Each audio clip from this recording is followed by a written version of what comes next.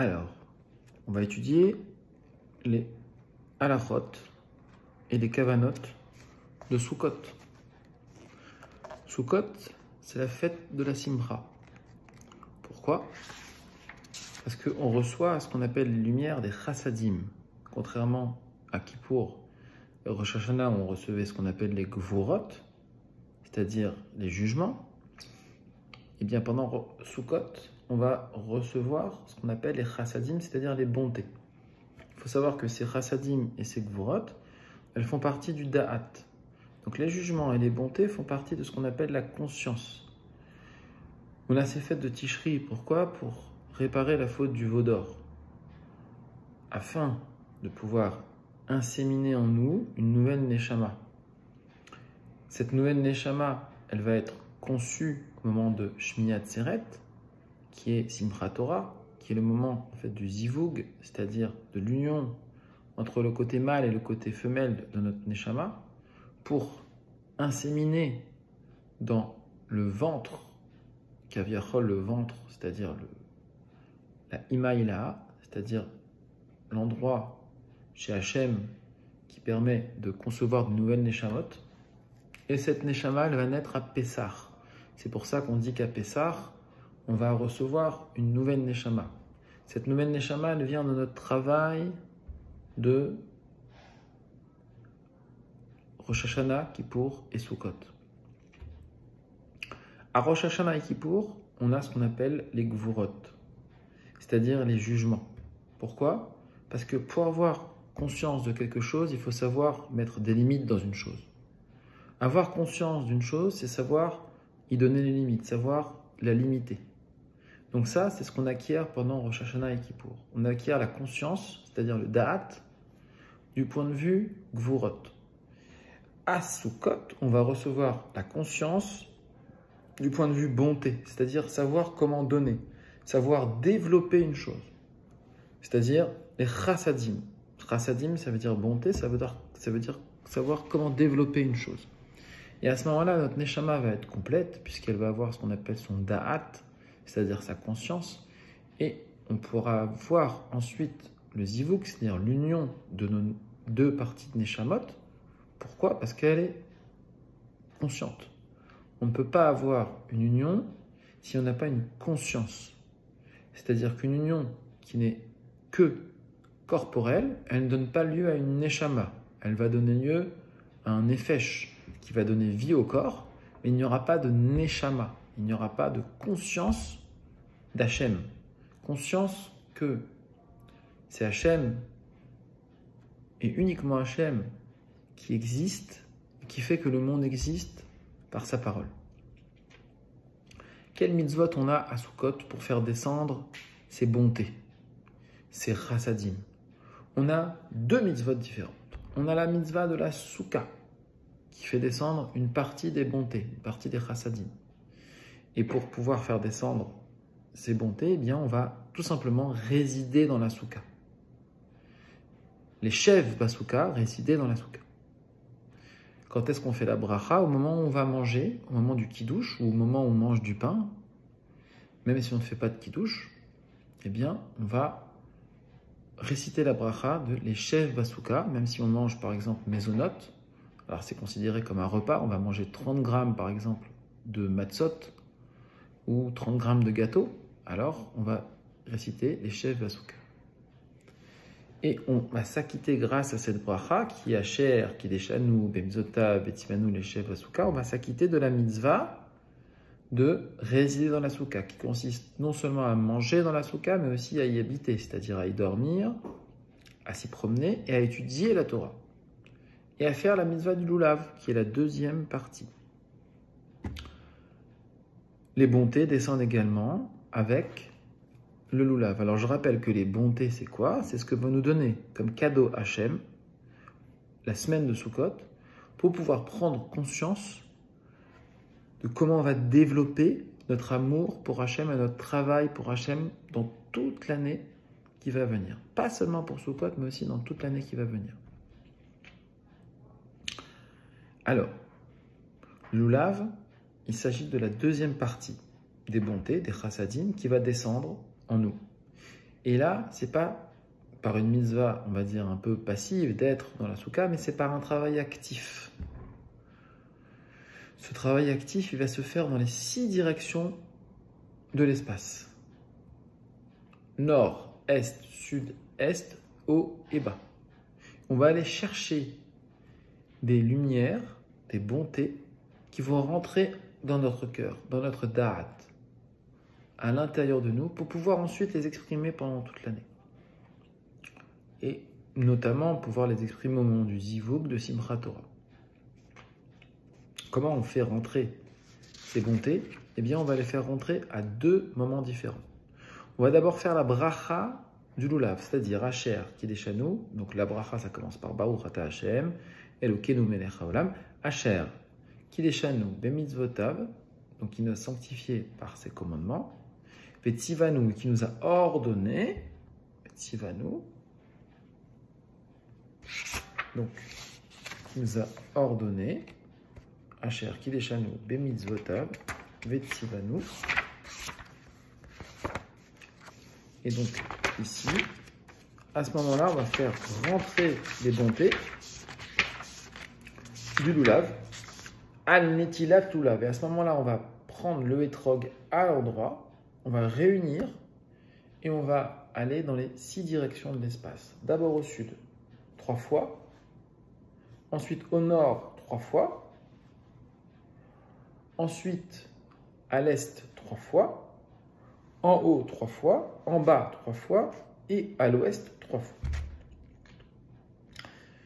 Il faut bien comprendre que quand on va aller dans une direction, eh bien, on va aller chercher cette fameuse lumière dont on parlait, qui est le chesed, les chassadim. Cette lumière, elle se caractérise par ce nom-là d'Hachem, Yud, Ke, Vav, qui en fait inclut la lumière infinie d'Hachem. C'est un cadeau que nous fait Hachem ce jour-là, qui est une mitzvah, qu'on va aller chercher avec le lulav. Et donc on va aller chercher dans la direction du nord ce nom-là. 3 fois, parce qu'il y en a 3 des noms comme ça. Donc on va aller chercher au nord ce nom-là. On va le chercher au nord et on le ramène à notre cœur. Il faut bien que le lulav et le hétrog touchent le milieu de la poitrine. Parce qu'au milieu de la poitrine, il y a ce nom-là, que vous voyez, qui est Adnout. En bas, Adnout, Aleph Dalet Nun Yud, qui est en fait ce qu'on appelle la Shrina, c'est-à-dire la présence divine qui est en nous et dans le monde matériel. Donc on va inclure dans le monde matériel cette lumière infinie véhiculée par ce nom-là, mais on ne peut le faire que par le biais du lulav et du hétrog, avec les 4 espèces.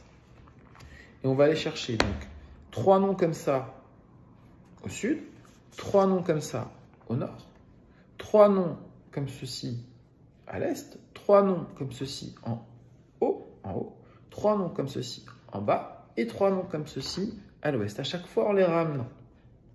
Ça, c'est la mitzvah du lulav. Et on a une deuxième partie dans la mitzvah du lulav, c'est la mitzvah du hallel.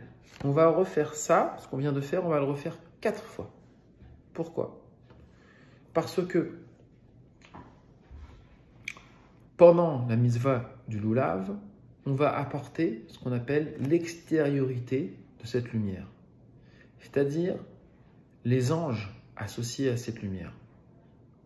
Mais pendant la mitzvah du hallel, on va apporter les neshamot, l'intériorité de cette lumière. Donc, on le fait 4 fois. Pourquoi ? Parce que quand on est dans l'intériorité, on va détailler.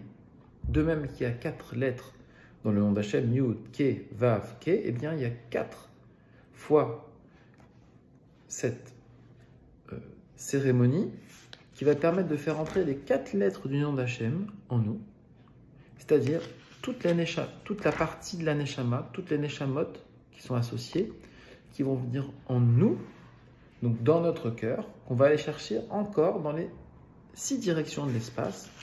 Et en fait, le fait de faire ça 5 fois de suite, c'est-à-dire une fois avec la mitzvah du lulav, Asher Kideshanu al netilat lulav, et l'igmor et ha-halel, pendant le halel, on va faire donc 4 fois cette cérémonie, et bien on va aller chercher les 4 parties de ce qu'on appelle l'intériorité, c'est-à-dire la neshama du da'at, c'est-à-dire la neshama, l'âme, qui est associée à cette conscience de bonté, c'est-à-dire à cette conscience de vouloir développer l'amour du prochain, l'amour de la Torah, les mitzvot assez, comment agir dans le monde.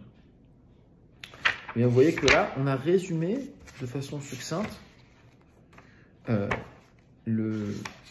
mitzvah du Lulav. Et donc, vous voyez que dans le Hallel, on fait ça au moment de Hodou Lachem Kitov, qui est l'homme phrase 2. Rendez hommage à Hachem, car sa bonté est éternelle. Léolam, ça veut dire pour le monde, mais ça veut dire aussi éternel. Et on va faire de même. On va aller chercher ce nom d'Hachem, Yud Kevav, qui est un véhicule pour la lumière infinie d'Hachem dans les 6 directions. On va le ramener dans ce qu'on appelle le nom Adnout, qui est ici. Alors vous voyez qu'il y a beaucoup de kavanot, il y a beaucoup d'intermédiaires, mais ce n'est pas les intermédiaires qui sont essentiels. Ce qui est essentiel, c'est de comprendre qu'on construit notre conscience de ce qu'on appelle Achdut Hashem, c'est-à-dire le fait que Hashem remplit les mondes, mais la Mek Kolalmin, Sovev Kolalmin, il entoure les mondes, et qui même dépasse les mondes, qu'il est infini.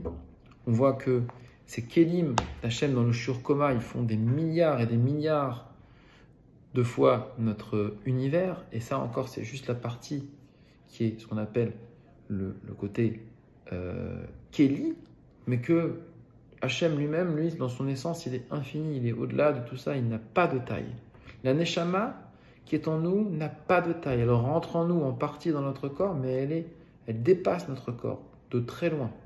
Il faut savoir que aujourd'hui, on fait rentrer une petite partie au moment de Sukkot, mais que cette partie de Neshama qui rentre dans Sukkot, elle va s'associer à la partie de Neshama qui est rentrée en nous au moment de Kippour et au moment de Rosh Hashanah, pour qu'on soit Barda'at, c'est-à-dire qu'on ait la conscience d'Hachem, la conscience des limites de notre existence et la conscience qu'on doit développer notre existence. Et comme ça, au moment de Shmini Atzeret, on va pouvoir faire un zivuk, c'est-à-dire qu'au moment de Shmini Atzeret, au moment du Keter de Shmini Atzeret, c'est-à-dire au moment où on va aller à la synagogue, on va être un minyan, et qu'on va réciter ce qu'on appelle la cérémonie de la Kedusha, du Keter, on va couronner Hachem, c'est-à-dire qu'on va inséminer, on va faire inséminer une nouvelle Neshama en nous qui va se développer pendant 7 mois. 7 mois, si on compte, Tishri, Rejvan, Kislev, Tevet, Shevat, Adar, Nissan. Ah, pas 7 mois, 6 mois, ah oui, mais il y a 2 Adar. Alors Adar 1, Adar 2 et Nissan. Et on arrive à 7 mois. 7 mois, c'est le temps de développement de la Neshama, de la nouvelle Neshama qui va sortir au moment de Pessah. Et comme par hasard, quand est-ce que ça sort? Ça sort le dernier jour de Pessah, c'est-à-dire le 22 Nissan, alors que l'insémination se fait aussi le dernier jour de Sukkot, qui est Shmini Atzeret, qui correspond au 23 Tishrei, et donc c'est exactement 7 mois plus tard. Voilà pour l'explication des kavanot de Sukkot.